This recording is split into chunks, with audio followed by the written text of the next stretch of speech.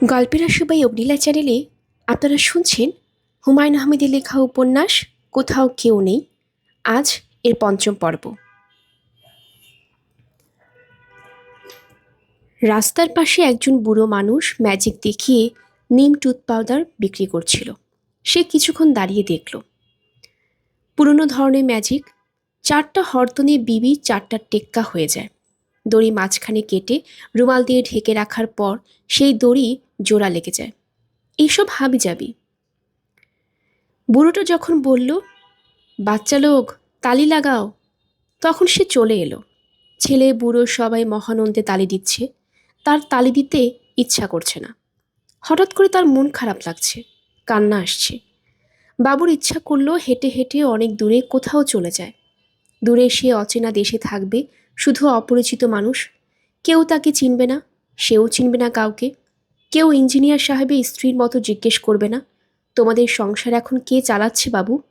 কিংবা আলমের বাবার মতো কেউ বলবে না, তোমরা নাকি এই বাসা বদলি করছো, সত্যি নাকি? বাবুর ইচ্ছে হচ্ছিল বলে, আমরা এ বাড়ি ছাড়লে আপনার কি, কিন্তু সে কিছু বলেনি। সে মুনার আপার মতো না, কারো মুখের ওপর সে কথা বলতে পারে না। শুধু চাপা একটা রাগ হয়, রাগের জন্য মাথা ধরে যায়। প্রথম দিকে অল্প অল্প ধরে, তারপর যন্ত্রণাটা বাড়তে থাকে। ধক ধক শব্দ হয় মাথায়। পুলের উপর দিয়ে ট্রেন গেলে যেরকম শব্দ হয় সেরকম শব্দ। ভালো লাগে না, কিছু ভালো লাগে না। সেদিন ক্লাসের ইরাজুদ্দিন স্যার হঠাৎ বললেন, এই, তোর বাবা নাকি জেল হাজতে, সত্যি নাকি? বাবুর কান্না এসে যাচ্ছিল। সে বহু কষ্টে কান্না সামলালো। স্যার আবার বললেন, সত্যি নাকি রে? বাবু চাপা স্বরে বলল, সত্যি না স্যার। বাবুদের ক্লাস ক্যাপ্টেন বলল, মামলা চলছে স্যার, রায় হয় নাই। পড়া বাদ দিয়ে ইরাজুদ্দিন স্যার মামলার ব্যাপারে উৎসাহী হয়ে উঠলেন এবং সব শেষে অন্য সবার মতো বললেন, সংসার চলছে কিভাবে? বাবু মনে মনে বলেছিল, আমাদের সংসার যেভাবেই চলুক, তাতে আপনার কি স্যার? আপনি কেন সবার সামনে এসব কথা বলবেন? কেন আপনি অন্যরকমভাবে তাকাবেন? কেন আমার বাবার নামে আজে বাজে কথা বলবেন? কেউ অবশ্য তার মনের কথা শুনতে পেল না। ভাগ্যিস কেউ মনের কথা টের পায় না। একসময় ইরাজুদ্দিন স্যার সমাজপাঠ পড়াতে শুরু করলেন। সে পড়া বাবুর কানে ঢুকল না। তার মাথা ব্যথা শুরু হয়েছে। এত এত দ্রুত বাড়তে বাড়তে শুরু করেছে যে বাবুর মনে হচ্ছে এই ক্লাস শেষ হবার আগেই মারা যাবে। সেটা খুব একটা খারাপ হবে না বোধহয়। মরার কথা মনে হলেই আগে তার ভয় লাগতো, এখন সেরকম লাগে না। কড়া রোদ উঠেছে, কিন্তু বাতাস ঠান্ডা। বাবু উদ্দেশ্যহীনভাবে এগোতে লাগলো। আজ প্রথম যে সে এরকম করেছে তা না, আগেও কয়েকবার সে স্কুল ফাঁকি দিয়ে হেঁটে হেঁটে অনেক দূর পর্যন্ত গিয়েছে। একবার তো লালবাগ কেল্লার কাছে এসে পথ হারিয়ে ফেলল। যা ভয় লেগেছিল সেদিন! ছেলে ধরার মতো দেখতে একটা লোক তার পিছু পিছু আসছিল। আজ অবশ্য পিছু পিছু কেউ আসছে না। সকালবেলা সবাই নিজের কাজ নিয়ে ব্যস্ত থাকে। বিকালবেলার দিকে এরকম একা একা হাঁটলে কম করে হলেও 2-3 জন লোক জিজ্ঞেস করবে, কি, কোথায় যাচ্ছ খোকা? আজ এখনও কেউ সেরকম কিছু জিজ্ঞেস করেনি। শাহবাগের কাছে এসে বাবু দেখল বড় মামা হকারের কাছ থেকে পত্রিকা কিনছেন। সে দ্রুত উল্টো দিকে হাঁটতে শুরু করলো। তাকে দেখলেই বড় মামা 1,00,000 প্রশ্ন করবেন। শুধু প্রশ্ন না, এমন কথা বলবেন যা শোনা মাত্রই মাথা ধরে যাবে। বড় মামাকে সে কোনো দিনই পছন্দ করেনি। মুনা আপার সঙ্গে গণ্ডগোলটার পর সে ঠিক করে রেখেছে কোনো দিন বড় মামার সঙ্গে সে কথা বলবে না, মরে গেলেও না। বড় মামার সঙ্গে মুনা আপার গণ্ডগোলটার প্রথম অংশ বাবু দেখতে পায়নি। সে গিয়েছিল বিস্কিট চানাচুর কিনতে। মামা এসেছেন, তাকে শুধু চা তো দেওয়া যায় না। মামা অবশ্য এসব কিছুই মুখে দেবেন না।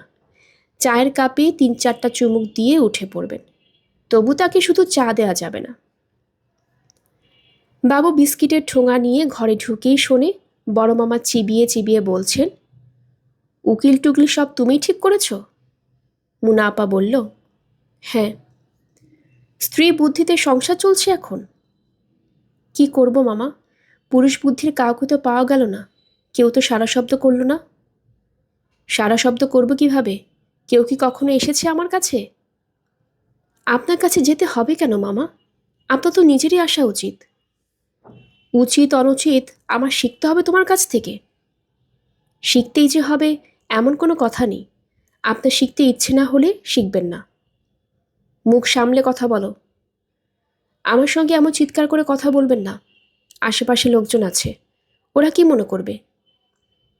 মামা রেগে অস্থির হয়ে এমন সব কথা বলতে লাগলেন যে বাবুর সঙ্গে সঙ্গে মাথা ধরে গেল। বকুল কাঁদতে কাঁদতে বলতে লাগলো, বড় মামা, ছি ছি, আপনি মুনা আমাকে এসব কি বলছেন? বড় মামা কাঁপতে কাঁপতে বললেন, ঠিকই বলেছি, একটা কথাও ভুল বলিনি। তোমাদের সঙ্গে সম্পর্ক রাখি না এই সব কারণে।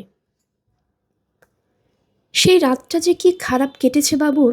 মুনা আপার জন্য এমন কষ্ট হয়েছে, মনে হয়েছে মুনা আপাকে জড়িয়ে ধরে সে খানিকক্ষণ কাঁদে। মুনা আপা অবশ্য খুব শক্ত মেয়ে। মা যখন বললেন, কিছু মনে করিস না মুনা, রাগের সময় মানুষের মাথা আর ঠিক থাকে না, তখন মুনা আপা বেশ সহজভাবেই বলেছে, এসব আমি পাত্তা দিই না, যার যা ইচ্ছা বলুক। মুনা আপা যে এসব জিনিস একেবারেই পাত্তা দেয় না তাও ঠিক না। গভীর রাতে বাবু বাথরুমে যাবার জন্য জেগে উঠে দেখে মুনা আপা বারান্দায় পা ছড়িয়ে বসে আছে। অন্ধকারে কিছু স্পষ্ট দেখা যাচ্ছে না, তবু বাবু পরিষ্কার বুঝল তার গাল ভেজা। মুনা আপা তাকে দেখে বলল, কি বাথরুম? হুম। এক রাতে 3-4 বার বাথরুমে যাস, তোর ডায়াবেটিস নাকি? বলতে বলতেই মুনা আপা শব্দ করে হাসল। কি সহজ স্বাভাবিক আচরণ, যেন তার কিছুই হয়নি, এমনি এমনি বারান্দায় বসে আছে। বাবু ভয়ে ভয়ে বলল, তোমার মন খারাপ আপা? না, মন খারাপ হলে বারান্দায় বসে থাকবো কেন? মন ভালো করার জন্য বারান্দায় কিছু আছে নাকি? ঘুম আসছে না, তাই বসে আছি। ঘুম আসছে না কেন? কি মুশকিল, ঘুম আসছে না কেন সেটা আমি কি করে বলবো? আমি কি ডাক্তার? দুপুর 12টার দিকে বাবু মগবাজার চৌরাস্তায় উপস্থিত হলো। আর হাঁটতে ভালো লাগছে না। এখন আস্তে আস্তে বাড়ির দিকে রওনা হওয়া যেতে পারে। যে পথে এসেছে সেই পথে যাবে না অন্য কোনো পথ ধরবে, এটা ঠিক করতে বাবুর কিছু সময় কাটল। চেনা পথ ধরে ফেরাই ভালো। কিন্তু নান্টু সবসময় বলে, যে পথে আসা হয়েছে সে পথে ফিরে যেতে নেই, সে পথে ফিরলে বিপদ হয়। বাবু কি করবে বুঝতে পারছে না। ঠিক তখন সে একটা অবিশ্বাস্য দৃশ্য দেখল। তার বাবা আইসক্রিমওয়ালার কাছ থেকে আইসক্রিম কিনছেন। নিজের জন্য কিনছেন নাকি? বাবুর উচিত পালিয়ে যাওয়া, কিন্তু সে মন্ত্রমুগ্ধের মতো তাকিয়ে রইল। বাবা একবার তাকালেন তার দিকে, তার চোখে মুখে চিনতে পারার কোনো লক্ষণ ফুটে উঠল না। তিনি বাচ্চা ছেলে মেয়েদের মতো লাল রঙের আইসক্রিমটি কামড়ে কামড়ে খেতে লাগলেন। তার বগলে একটি ছাতা। প্রচণ্ড রোদেও ছাতা না খুলে নিশ্চয়ই প্রচুর হাঁটাহাঁটি করেছেন। ঘামে ভেজা মুখ হয়েছে আয়নার মতো চকচকে। তিনি আইসক্রিম হাতে রাস্তা পার হলেন। রাস্তা পার হওয়াও শিশুদের মতো। কোনো দিকে না তাকিয়ে হঠাৎ ছুটলেন। একজন বয়স্ক মানুষ শিশুদের মতো এতগুলো কাণ্ড একসঙ্গে কিভাবে করে? বাবু নিজের অজান্তেই ডাকল, বাবা। শওকত সাহেব থমকে দাঁড়ালেন, সামনেই দাঁড়িয়ে, তবু তিনি যেন তাকে চিনতে পারছেন না। তুই এখানে? বাবু জবাব দিল না। শওকত সাহেব জবাবের জন্য অপেক্ষাও করলেন না। সহজভাবে বললেন, আইসক্রিম খাবি? না। হঠাৎ তৃষ্ণা লেগে গেল, যেন তিনি ছেলের কাছে কৈফিয়ত দিচ্ছেন। খা একটা আইসক্রিম। এই আইসক্রিমওয়ালা। বাবুকে আইসক্রিম নিতে হলো। আমাদের সময় লালগুলি 2 পয়সা দাম ছিল। দুধমালায় একটা ছিল 1 আনা করে। চল বাসায় যাই। হেঁটে যেতে পারবি না রিক্সা নেব? হাঁটতে পারবো। রিক্সার চেয়ে হাঁটাটাই আরাম। রিক্সায় অ্যাক্সিডেন্টের ভয়, পেছন থেকে একটা ট্রাক এসে ধাক্কা দিলে অবস্থা কাহিল। বাবু সারাক্ষণই ভাবছিল, এই বুঝি বাবা জিজ্ঞাসাবাদ শুরু করেন, এইখানে কি করছিলি, স্কুলে যাসনি কেন? কিন্তু শওকত সাহেব কিছুই জিজ্ঞেস করলেন না। বরং তার ভাবভঙ্গি দেখে মনে হলো ছেলেকে হঠাৎ রাস্তায় পেয়ে তিনি বেশ খুশি। রোদ লাগছে নাকি বাবু? না। রোদ লাগলে বলিস, সঙ্গে ছাতা আছে। তবে শরীরে রোদ লাগা ভালো। ভিটামিন ডি আছে। এতে শরীরের হাড্ডির খুব পুষ্টি হয়, রোগ প্রতিরোধ ক্ষমতা বাড়ে। এই যে ভিখারিগুলো দেখছিস, সারাদিন হাঁটাহাঁটি করে, কিন্তু খোঁজ নিয়ে দেখ অসুখ বিসুখ হয় না। বাবু অবাক হয়ে বাবার দিকে তাকালো। এমন অদ্ভুতভাবে কথাবার্তা বলছেন কেন? আমি সকালবেলা ঘর থেকে বের হয়ে হাঁটা শুরু করি, দুপুর পর্যন্ত হাঁটি, আর শরীরে রোদ লাগাই, খুব উপকারী।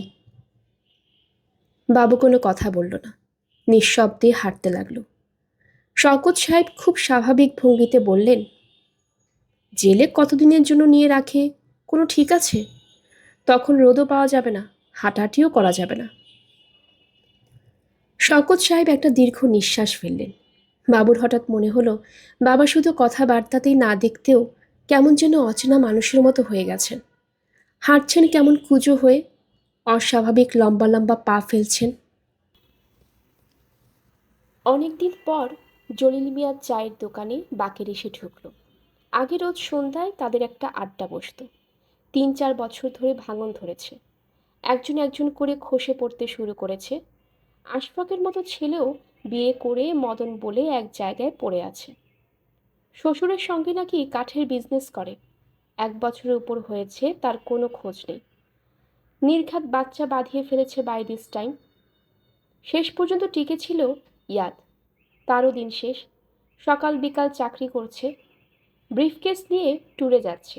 শালা পুরোপুরি ভেরুয়া হয়ে গেছে। দেখা হলেই পাশের মেয়ের মতো কথা শুরু হয়।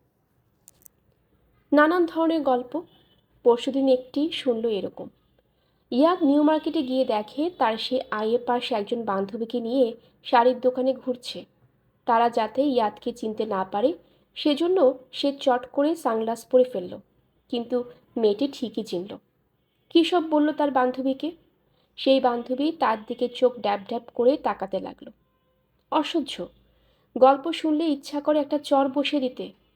ড্যাব ড্যাব করে তাকাচ্ছিল। ড্যাব ড্যাব করে তাকানোর মাল হচ্ছ তুমি, শালা। ফকরামির জায়গা পায় না।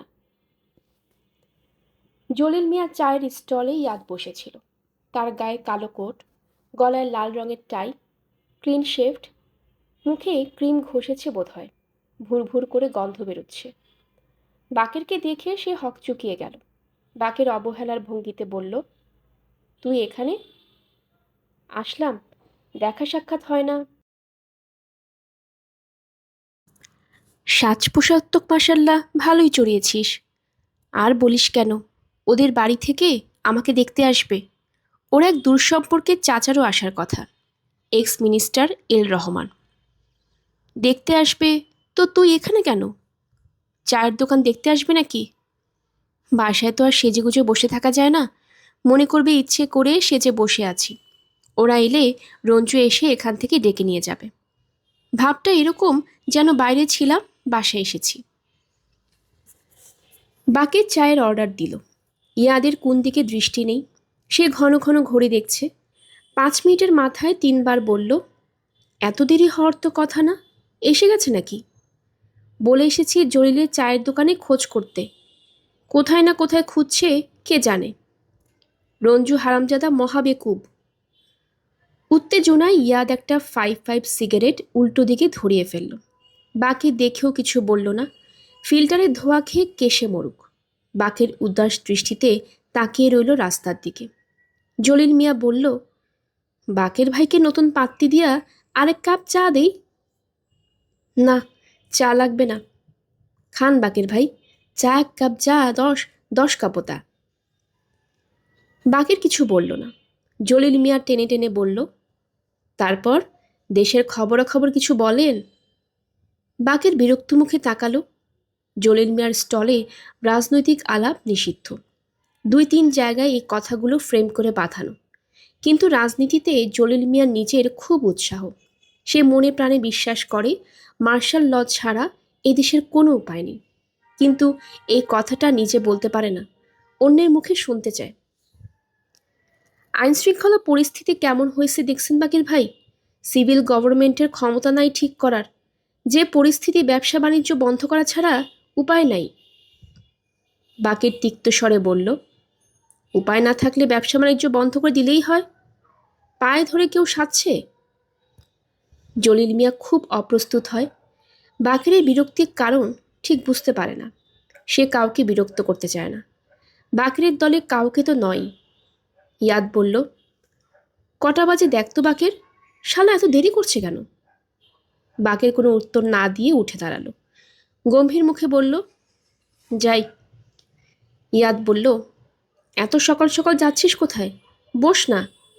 শালার এত দারুণ টেনশনের মধ্যে পড়লাম। কাজ আছে। তোর আবার কি কাজ? খুব একটা খারাপ কথা বাকেরের মুখে এসে গিয়েছিল। সে সেটা বলল না। ইয়াদ হারামজাদাটার সঙ্গে মুখ খারাপ করে কোনো ফায়দা নেই। রাস্তা অন্ধকার। কটি লাইট পোস্টের বাতি আবার চুরি হয়েছে। এই এক সপ্তাহের মধ্যে 2বার বাতি চুরি গেল। চোরের উপদ্রবটা বড় বেশি হচ্ছে। বাকেরের ধারণা কাজটা করে মিউনিসিপ্যালিটির লোকেরা। মই ফিট করে কোন চোর যাবে বাল্ব চুরি করতে? ধরতে হবে একবার শালাদের। মামদোবাজি বের করে দিতে হবে। বাকের দেশলাই বের করে ঘড়ি দেখল। ঘড়ি ঠিকই চলছে, 8:35। এত সকাল সকাল বাড়ি গিয়ে হবেটা কি? লাভের মধ্যে লাভ হবে, বড় ভাইয়ের সঙ্গে দেখা হয়ে যাবে। এবং লাট সাহেব বড় ভাই মুখটাকে এমন করবে যেন ভূত দেখছে। বড় অফিসার এদের মেজাজ মর্জি অন্যরকম।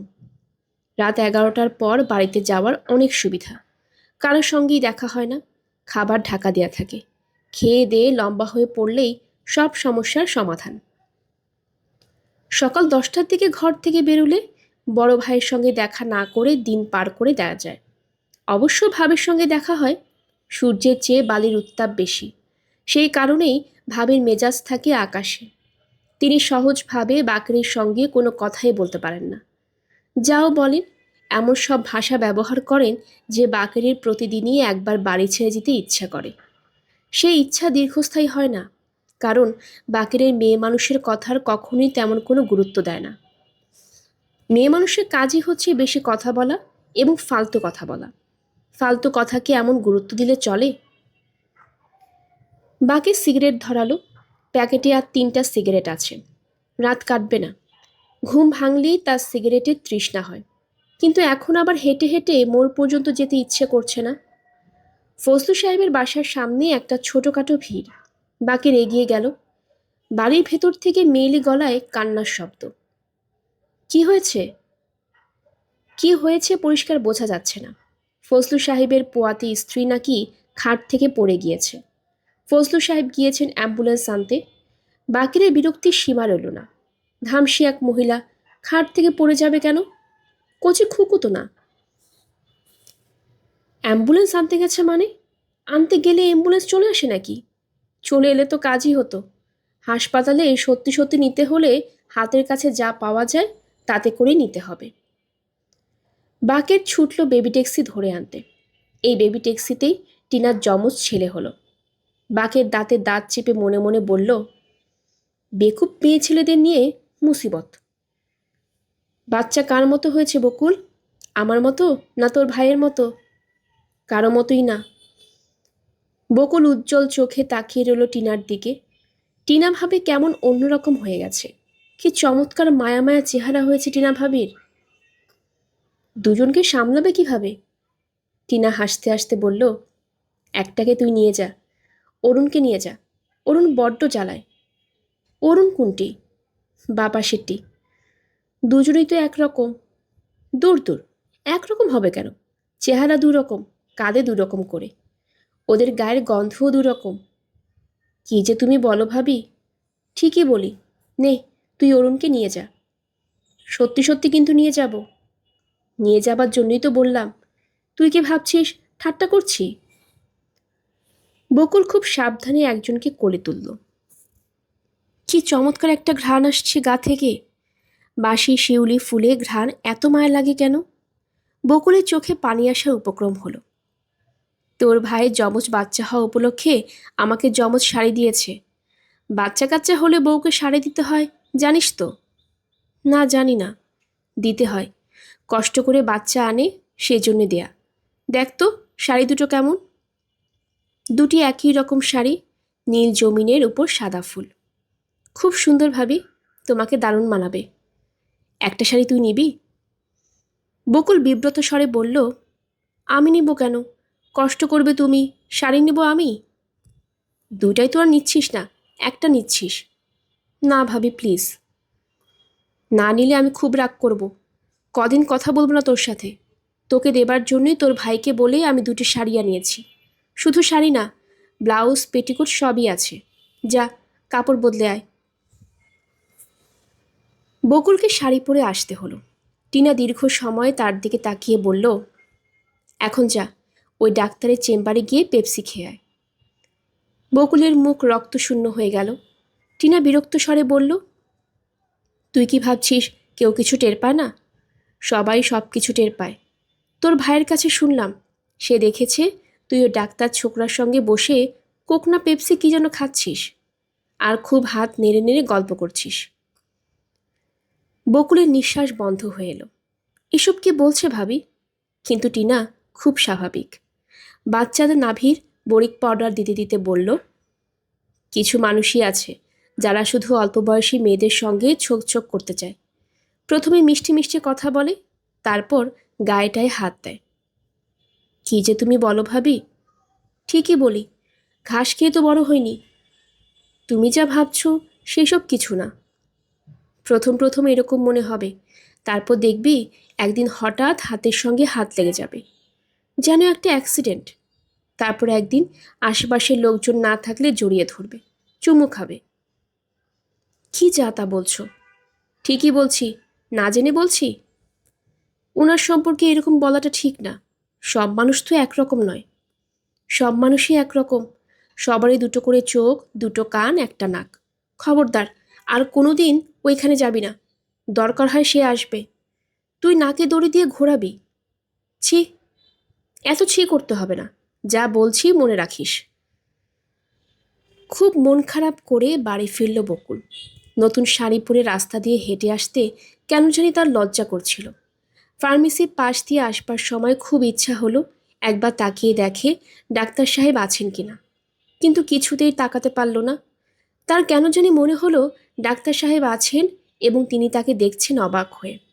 এক্ষুনি বেরিয়ে এসে ডাকবেন, আয় বকুল, এইভাবে পালিয়ে যাচ্ছ কেন? কিন্তু কেউ ডাকল না। কেউ ডাকেনি, শুধুমাত্র এই কষ্টেই তার চোখ ভিজে উঠল। কেন তার এরকম হচ্ছে? এটা কি কোনো অসুখ, না অন্য কিছু? শওকত সাহেব সুন্দর শাড়ি পরা এই মেয়েটিকে কাঁদতে দেখে থমকে দাঁড়িয়েছিলেন। এটি তারই মেয়ে, এটা বুঝতে সময় লাগলো। বকুল, মা কাঁদছিস কেন? কাঁদছি না, কাঁদবো কেন শুধু শুধু? বকুল তাকে পেছনে ফেলে তরতর করে এগিয়ে গেল। শওকত সাহেব অনেকক্ষণ পর্যন্ত দাঁড়িয়ে রইলেন একই জায়গায়। তার মেয়েটি এত বড় হয়ে গেছে, এটি কেন এত দিনেও তার চোখে পড়েনি? কাঁদছিল কেন? পাড়ার ছেলেরা কিছু বলেছে? মেয়েটির জন্য তার নিজের মন কেমন করতে লাগলো। এদেরকে অসহায় ফেলে রেখে দীর্ঘদিনের জন্য তাকে জেলে ঢুকে পড়তে হবে। উকিল সাহেব যদিও বলছেন কিছুই হবে না, কিন্তু তিনি জানেন বেটা মিথ্যা কথা বলছে। উকিলরা সত্যি কথা বলতে পারে না। শওকত সাহেব মাথা নিচু করে বুড়ো মানুষের মতো হাঁটতে লাগলেন। মামলার আবার একটি ডেট পড়েছে। এরকম কি অনন্তকাল ধরেই চলতে থাকবে? উকিল সাহেব গম্ভীর গলায় বললেন, এক একটা মামলা 4-5 বছর ধরে ঝোলে। ঝোলাটাই ভালো, যত ঝোলে মামলা তত দুর্বল হতে থাকে। সামনের মাসে আসেন, দেখা যাবে। শওকত সাহেবকে বেশ খুশি খুশি মনে হয়। তিনি যেন সমস্ত ব্যাপারটাকেই এড়াতে চাইছেন। তার মুখ দেখে মনে হচ্ছে বুক থেকে পাষাণ ভার নেমে গেছে। তিনি উল্লসিত কণ্ঠে বললেন, চল রে মুনা, বাড়ি যাই। আমি যাব না, তুমি যাও, বাকের ভাইকে নিয়ে যাও। তুই এখন কি করবি? অফিসে যাব। 3টার সময় অফিসে গিয়ে কি করবি? আমার কাজ আছে। কি কাজ? আছে একটা কাজ। রোদের মধ্যে দাঁড়িয়ে ঘ্যান ঘ্যান করতে পারবো না। মুনা রিকশায় উঠে বসল। অফিসে পৌঁছতে পৌঁছতে 3:30 বেজে গেল। লোকজন বেশিরভাগই বাড়ি চলে গেছে। যারা যায়নি তার টেবিলপত্র গুছিয়ে ফেলছে। পালবাবু ছিলেন, তিনি হাসি মুখে বললেন, আপনার কাজ হয়েছে, লোন স্যাংশন হয়েছে। ঘন্টাখানেক আগে এলে চেক পেয়ে যেতেন। অবশ্য আজ পাওয়া আর কাল পাওয়া সেম। এখন তো আর ভাঙতে পারছেন না। এটা একটা ভালো খবর, টাকাটা পাওয়া যাচ্ছে। কিন্তু মুনা খুশি হতে পারছে না। টাকা খরচ হচ্ছে জলের মতো, সামলানো যাচ্ছে না। রিক্সা ভাড়াতেই অনেকগুলো টাকা চলে যাচ্ছে। সামনে কি অবস্থা হবে কে জানে। পালবাবু বললেন, বিয়ে উপলক্ষে লোন নিলেন নাকি? না। না কেন? ওই ঝামেলাটা চুকিয়ে ফেলুন। দেখি। উঠছেন নাকি? কোন দিকে যাবেন? আসুন, এগিয়ে দেই। এই টাইমে রিক্সা পাওয়া মুশকিল। কোথায় যাবে মুনা মনস্থির করতে পারল না। বাসায় ফিরে যেতে ইচ্ছে করছে না। মামুনের খোঁজে যাওয়াও অর্থহীন। সে নিশ্চয়ই ফেরেনি। আর ফিরলেই কি? যে লোক দীর্ঘ 1.5 মাস কোনো রকম খবর না দিয়ে ডুব দিয়ে থাকতে পারে, তার কাছে বারবার যাওয়ার কোনো কারণ আছে কি? তারেকের বাসায় কঠিন জানালে সেখানে যাওয়া যেত। দেখা যেত কেমন মেয়ে বিয়ে করেছে। কিন্তু ওর ঠিকানা জানা নেই। কাঁচা বাজারের দিকে গেলে কেমন হয়? বেশ কিছুদিন ধরে বাজার হচ্ছে না। ডাল ভাত আর ডিম খেতে খেতে অরুচি ধরে গেছে। মুনা ব্যাগ খুলে টাকা গুনল। বাজার করার মতো টাকা নেই।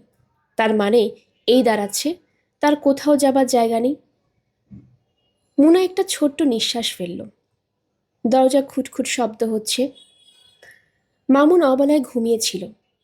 শীতের শুরুতে বিকেল বেলার ঘুম অন্যরকম একটা আলস্য এনে দেয় শরীরে।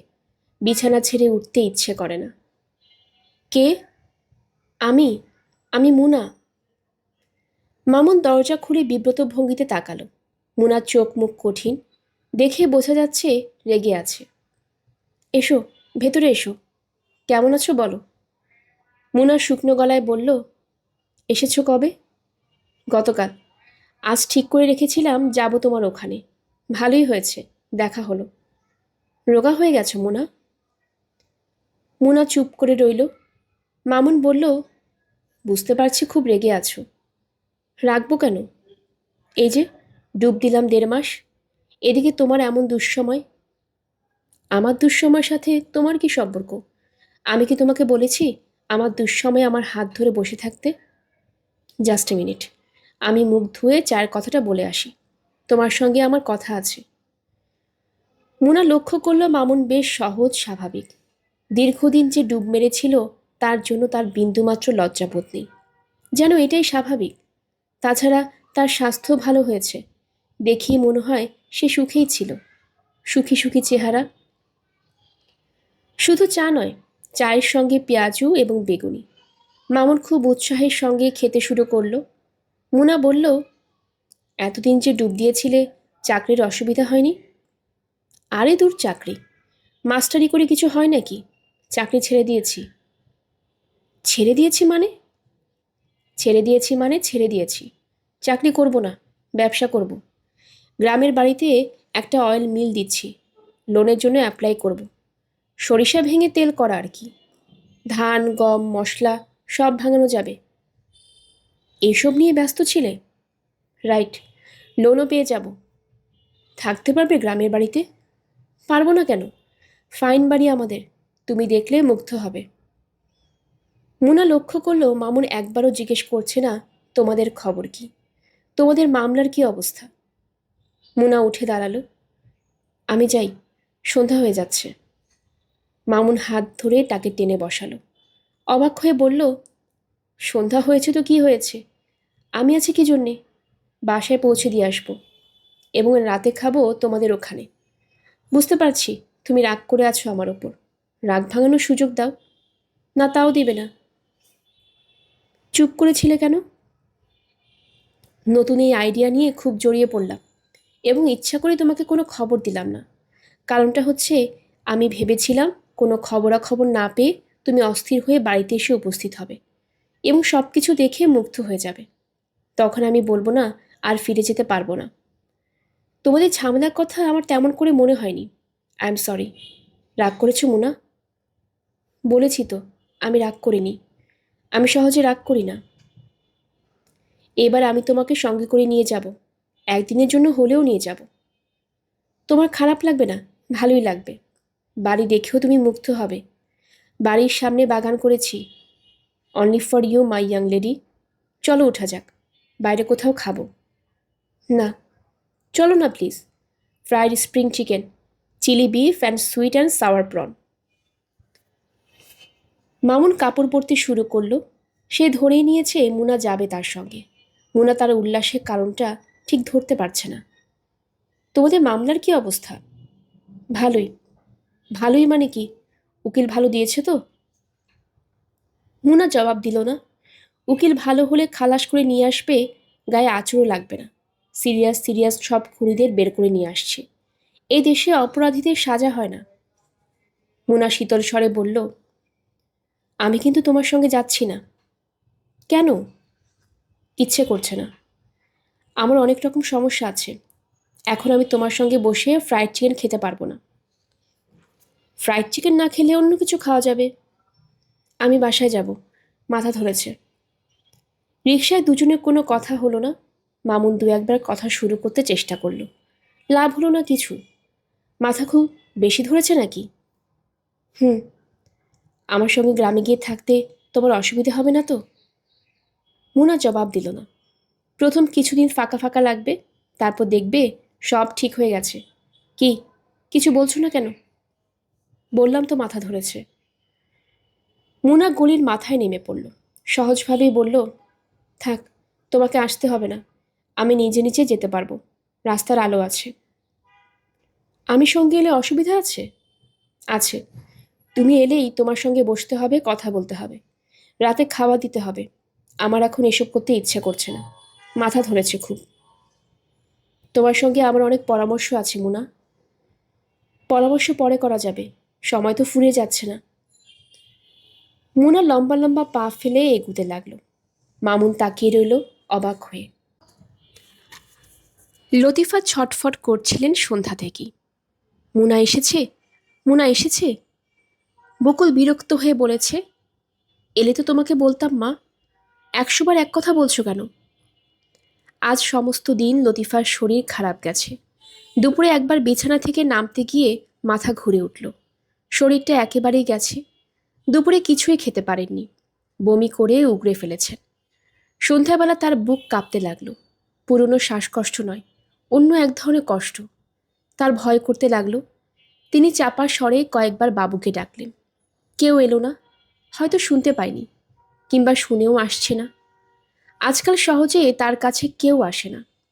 এক সময় সখিনা এসে ঘর ঝাড় দিতে শুরু করলো। কি অলক্ষণে ব্যাপার!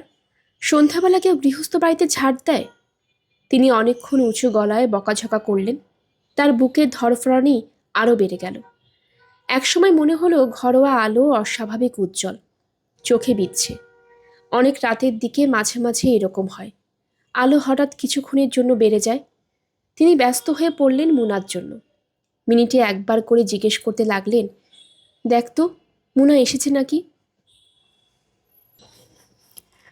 মুনা এসে তার অবস্থা দেখে বড়ই অবাক হলো। হাত পা ঠান্ডা হয়ে আসছে। ব্যাপার কি?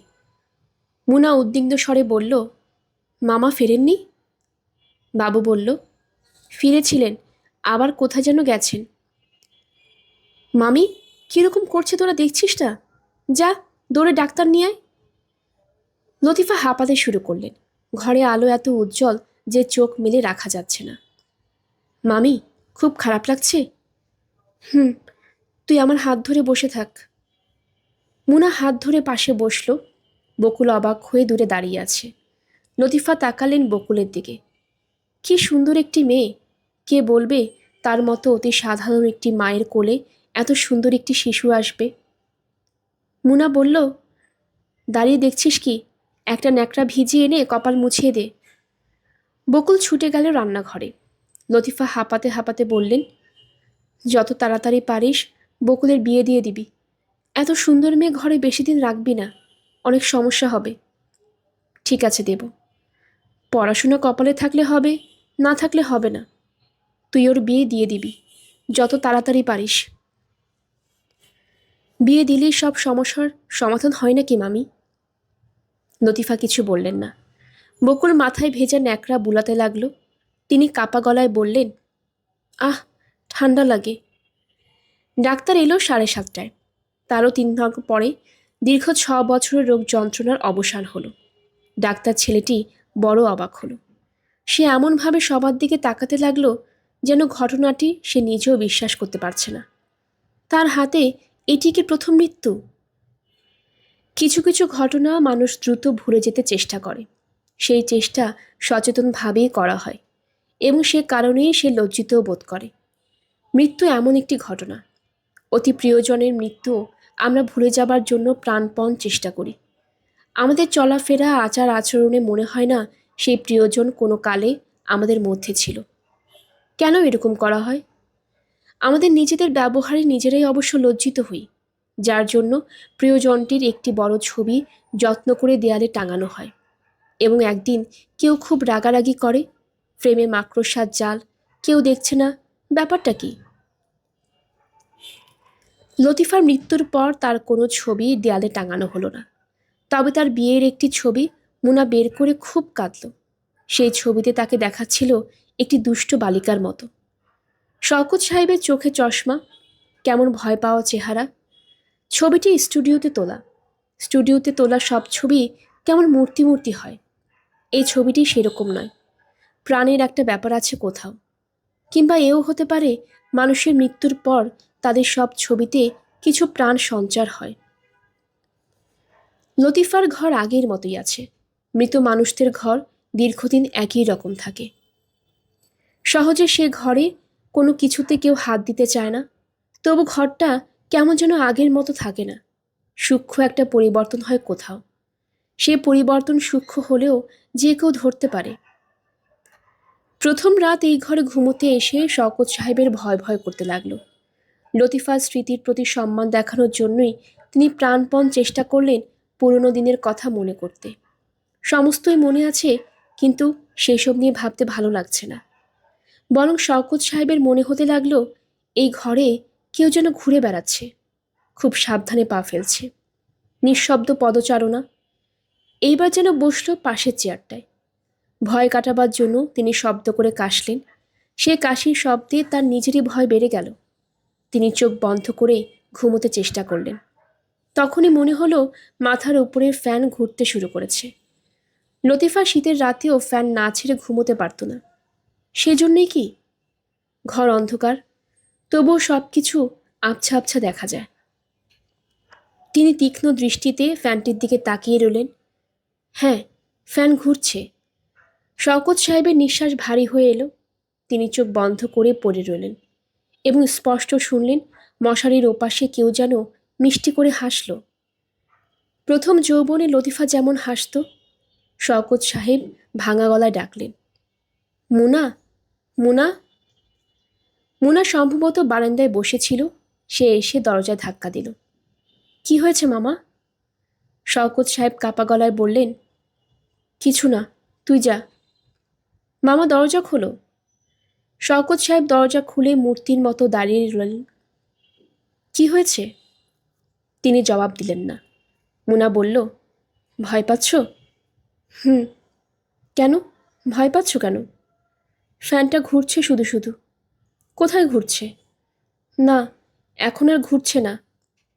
শওকত সাহেব ক্লান্ত স্বরে বললেন, যা, ঘুমোতে যা।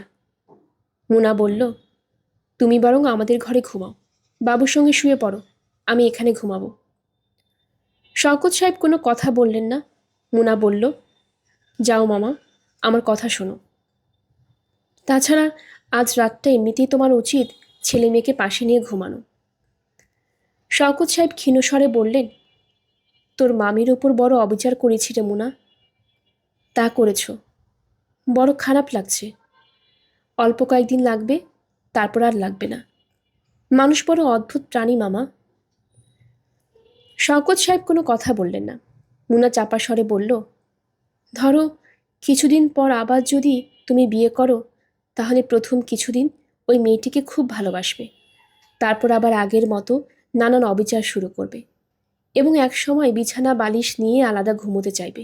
চাইবে না? শওকত সাহেব একটি দীর্ঘ নিঃশ্বাস ফেললেন। মুনা বলল, যাও, ওদের ঘরে গিয়ে শো, ওরা জেগেই আছে। ওদের সঙ্গে দু একটা কথা টথা বলো। কি কথা বলবো? যা মনে আসে বলো, ওদের সাহস দাও। বাবু তার বাবাকে পাশে শুতে দেখে কেমন যেন কুঁকড়ে গেল। বকুল তীক্ষ্ণ দৃষ্টিতে তাকিয়ে রইল মশারির ভেতর থেকে। শওকত সাহেব ডাকলেন, বাবু। বাবু জবাব দিল না। ঘুমাচ্ছিস নাকি বাবু? না। বকুল, ঘুমাচ্ছিস? না। শওকত সাহেব তাদের কি বলবেন বুঝতে পারলেন না। ছেলে মেয়েদের সঙ্গে তার তেমন যোগাযোগ নেই। চিরদিন দূরে দূরে থেকেছেন। একটা আড়াল তৈরি হয়ে গেছে। আজ হঠাৎ করে ওদের কাছে আসা যায় না। ওরা কাঁদছেও না। কাঁদলে বলা যেত, কাঁদিস না রে। শওকত সাহেব ক্ষীণস্বরে বললেন, গরম লাগছে, তাই না? বকুল বা বাবু কেউই কিছু বলল না। মুনার অনেক রাত পর্যন্ত ঘুম এলো না। পায়ের কাছে জানালাটা খোলা। খোলা জানালায় শীতল হাওয়া আসছে। সেই হাওয়ায় সিলিং ফ্যানটিও অল্প অল্প ঘুরছে। ঘরে অন্যরকম একটা গন্ধ, রোগের গন্ধ, শোকের গন্ধ, মৃত্যুর গন্ধ। মুনা ছোট্ট একটি নিঃশ্বাস ফেলে মৃদুস্বরে ডাকল, মামি। কেউ জবাব দিল না।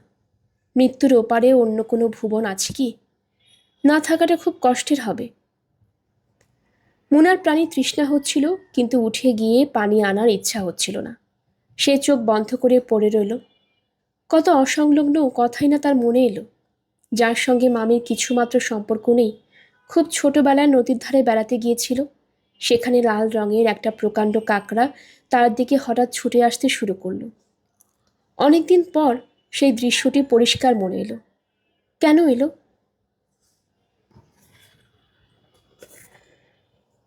আপনারা শুনছিলেন হুমায়ুন আহমেদের লেখা উপন্যাস কোথাও কেউ নেই। আজ ছিল এর ৫ম পর্ব। আপনারা নতুন যারা আমাদের চ্যানেলটি শুনছেন, কাইন্ডলি চ্যানেলটি সাবস্ক্রাইব করে নেবেন। আশেপাশে যারা আছেন তাদের সবাইকে জানিয়ে দিবেন। পরবর্তী পর্ব শোনার জন্য আপনাদের সবাইকে আমন্ত্রণ জানানো হলো। সবাই ভালো থাকবেন। ধন্যবাদ।